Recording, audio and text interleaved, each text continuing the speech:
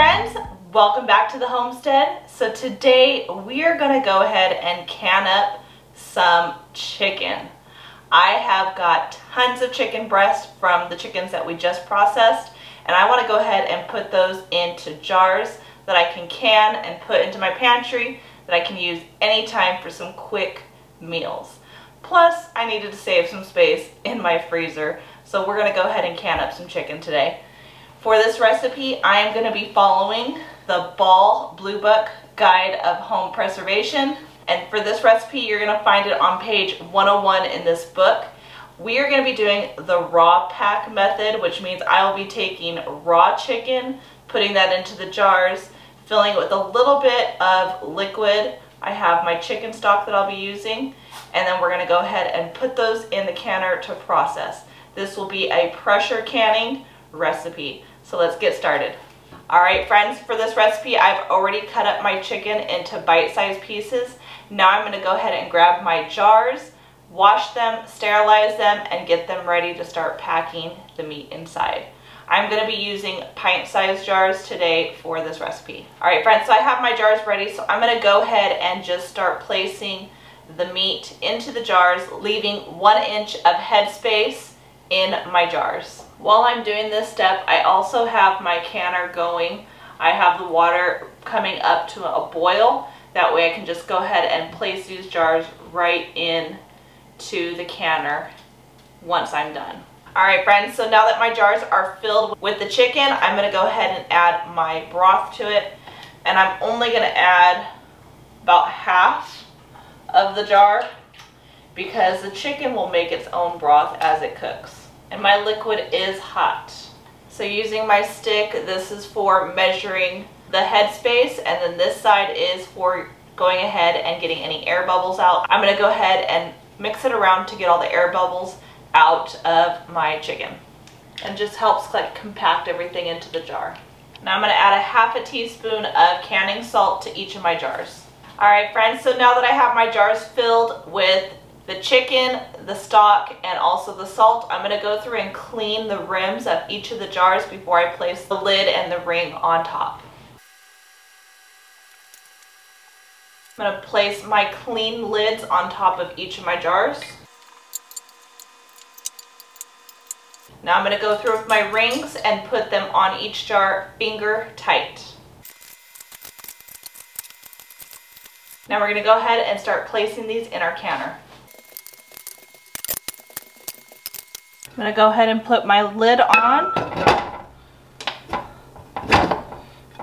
and we are going to tighten it opposite sides at a time.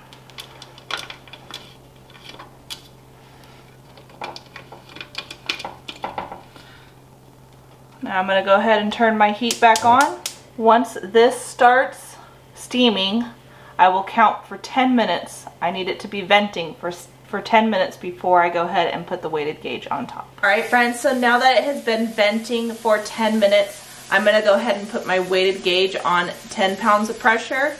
Once this gauge reaches 10 pounds of pressure, then I'm going to go ahead and start my clock, and I will be processing for 1 hour and 15 minutes for pint-sized jars. If I was doing quart-sized jars, I'd be processing for 1.5 hours. So let me go ahead and put my 10 pounds of pressure on. Once this hits 10 pounds, then I'm going to go ahead and set my timer. So I'll see y'all back when this is done.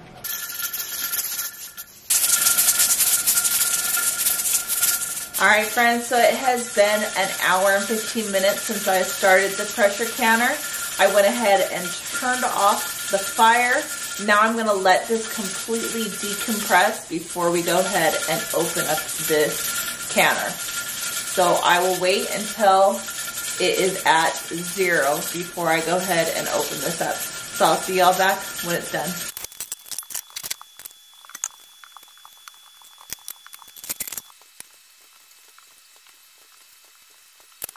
Alright friends, so I've got all of my jars now out of the canner, and they need to sit here. You hear that ping? That means that they are sealing. So I need to let these sit and cool completely to make sure that they have fully sealed. For whatever reason, if they do not seal, I'll have to reprocess them again, or stick them in the refrigerator and use them quickly. But I'm hearing them ping, which means they are sealing properly, and they'll be perfect for down in the pantry.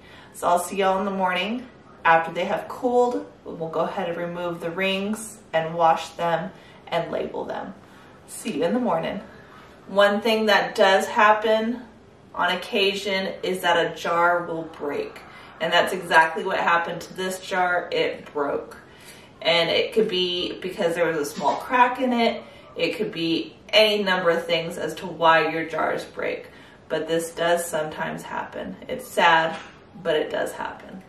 So always be careful when you're removing your lids to make sure if any of them have broken.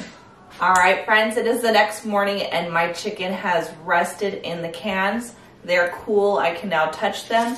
You're gonna wanna go ahead and take off the rings and give this a good wash, and then label and date your cans before you put them into the pantry, because you'll forget what it is and when you canned it.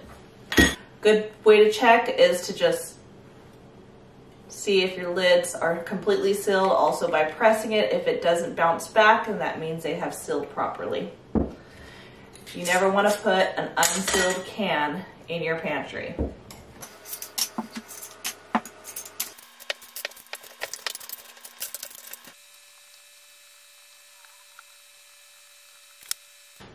All right, friends, now that I've got everything labeled, they're ready to go into my pantry and I can pull out and use it anytime. I was thinking of going ahead and using this probably tomorrow night for some taquitos. All I need to do is pull this out, shred it up, warm it up, add my seasoning, roll it up in some tortillas and fry it, and we've got a good meal right there. You can also use this in chicken salads. You can use this with your pasta. All you have to do is just throw this in there, and there you go, you got chicken and pasta. So this can be used in many different ways for an easy, quick meal when you're in a crunch of time. So I'm gonna go ahead and stick these in the pantry, friends. I hope you enjoyed this video and I hope you give this recipe a try. Don't forget to like, subscribe, share with your friends and family. As always, I hope all is well and have a blessed day.